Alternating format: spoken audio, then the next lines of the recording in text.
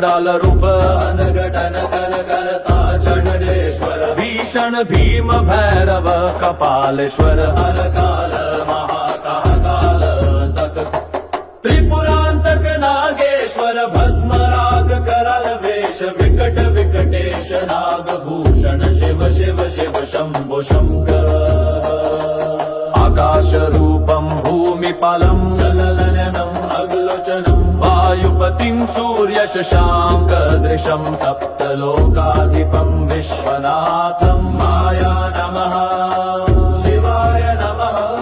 माजालभेदकम्